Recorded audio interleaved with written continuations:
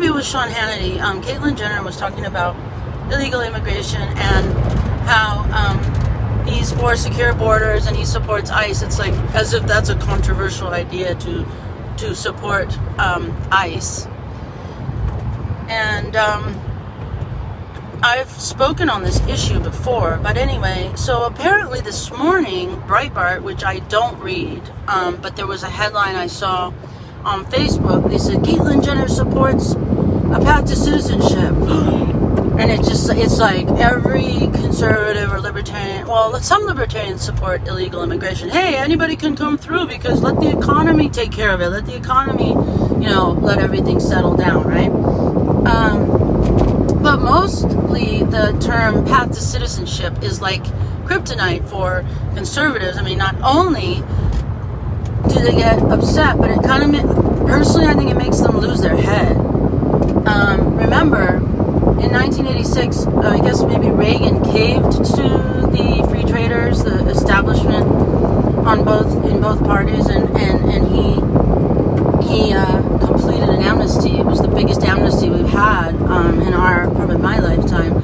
So remember, people still revere Reagan. So I really think that these neuro-linguistic phrases tend to make people really I've never seen them be so powerful in this than right now. Path to citizenship. Oh my God! And I think it's kryptonite to conservatives because not only do they get angry, but they get. I don't think they're thinking clearly. Oops! Why is my hazard? My hazards have been on. How long am I? So, Caitlyn, and I saw today. It's like a lot of the patriots in, the America First movement are going, oh no, we can't have this Hollywood person, Caitlyn Jenner, running things, But I feel there's a huge manipulation in both conservative media and liberal media as far as, number one, the issues of immigration, which pretty much I think everyone gets wrong, because unless they live right by the border, and unless they work at like a poultry plant in Georgia or, some other kind of factory, carpet factory, where every single person in the town has come in without official, processing. Now, then, I don't want, without getting into a whole thing about whether it's moral to oppose illegal immigration, I think that whole discussion has been managed by those in power for 30 years to the point where you cannot even say illegal immigrant. That's considered a pejorative in the advocate community, those who help illegal immigrants. That is considered a pejorative term, and it's considered racist, which I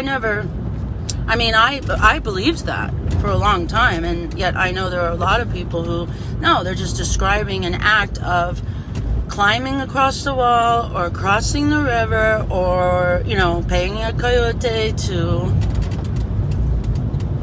get them over on a boat that capsizes.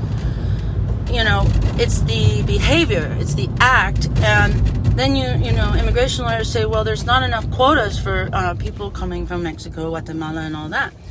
And that's racist because they're not allowing them to come in legally. So I'm not an immigration lawyer, but I do know that the entire issue has been oversimplified, whether on purpose or by accident.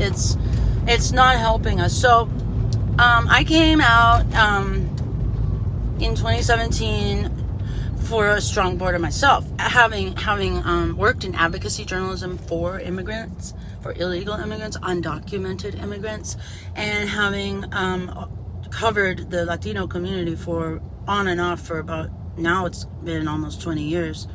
Actually, it has been 20 years. So I came out and said, no, you cannot have a country without a border that's completely secure. And it's really sad that we don't watch more media and consume more media around the world, whether it's in the Middle East or Europe, because many people would laugh about the idea that we are arguing over having a border that can't be breached without us knowing. You need to know who's coming into your country. And that right there is like full stop. Full stop. If you don't have the rule of law, you really don't have anything. It's chaos and bedlam. And it's not about being hardline or conservative or nativist or all these different things. You know, George W. Bush said he sees a nativist strain in our country now in the Republican Party. It took him 3.5 years to put that together mentally. They're nativist now. And that's just trying to smear people who say, hey, we're sending millions, hundreds of millions to, we send like 10 million to Pakistan to study gender studies, or for them to study gender studies. It's just stuff like that. The federal government is so incredibly large. And USAID is the agency responsible for sending aid abroad. And they're extremely corrupt. And the money that gets thrown around by the US government goes to think tanks. And they have a massive agenda. And if you're not paying attention, then I don't think you can really criticize anyone for doing the legwork and doing their due diligence to figure out what the actual deal is with the immigration situation. So when I woke up this morning, I was pretty disappointed to see that headline, because it's yet again, that Breitbart headline is polarizing, extremely polarizing. And it tells me that the establishment is very threatened by Caitlyn Jenner. The establishment is extremely threatened by Caitlyn Jenner because she sees what's going on, and she's an outsider. She used the term compassionate disruptor, and that was a way for her to distance herself from Donald Trump. A disruptor, but compassionate. Another thing is she came out in opposing biological boys, who we call trans girls, participating in girls' sports. Now, this issue is being framed yet again in a way that Republicans and Democrats cannot talk to each other about transgender girls in sports. And I'll tell you how. The New York Times has already framed it for Democrats and liberals as conservatives don't care about your daughters. Conservatives don't care about your daughters. This is just the latest way that they are trying to attack the left and their sensible solutions to things. They just want to take a moral lightning rod issue and they just want to milk the hell out of it. But the article in the New York Times that kind of set this tone, and I'm hearing it everywhere. I'm hearing everyone, comments, people I know, people who think really highly of their own intellect and read the New York Times and, the New Yorker and everything. They're like, oh, well, it's transphobic to want to ban trans boys from competing in sports. And so the New York Times buried all statistics showing that young women have been completely taken out of qualifying and everything by this new phenomenon. I don't know exactly what the numbers are, but it's enough for mothers and daughters to be very concerned. And yet again, it's kind of like ignoring the homeless people if they're from the United States. It's like the media and limousine liberals, they all just ignore the fact that there's this population set, young women, who are being harmed, materially harmed, in their sports, academic sports pursuits.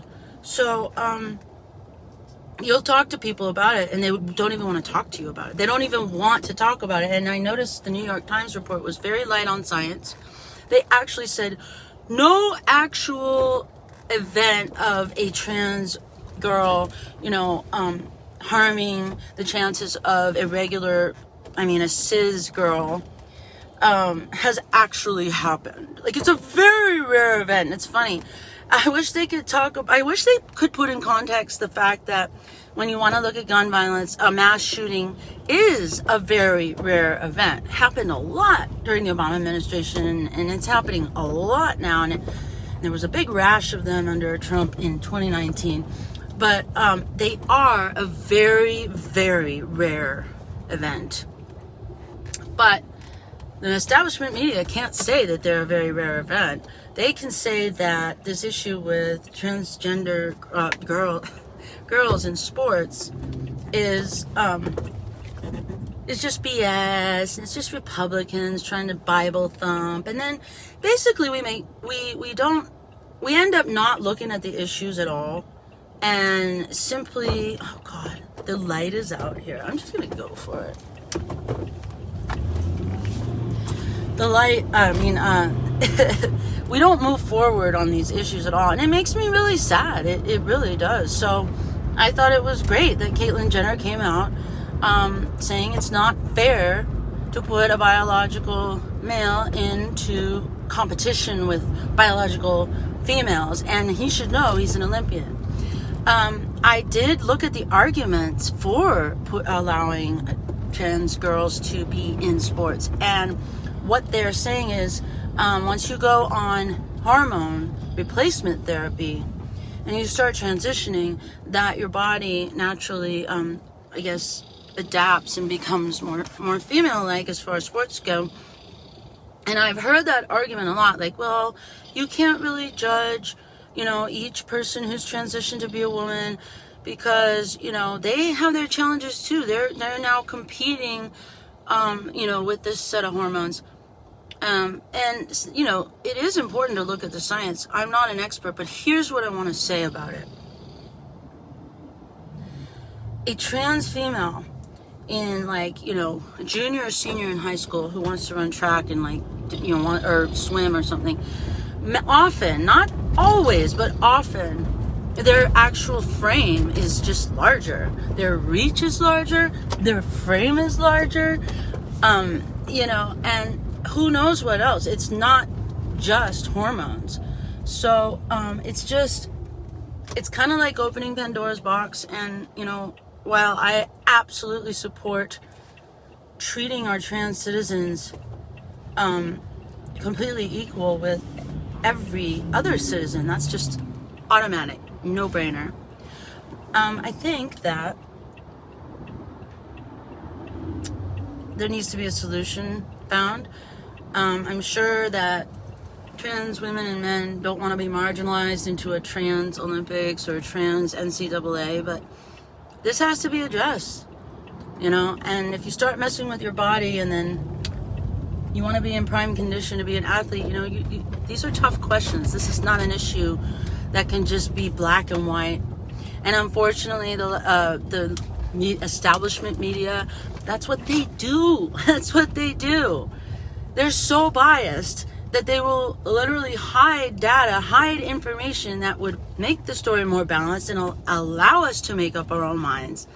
And instead, make, unfortunately, one side feel very comfortable and smug that, see, I told you so. It's just those horrible, tiresome, Bible-thumping Republicans that are just, they're going with their hate.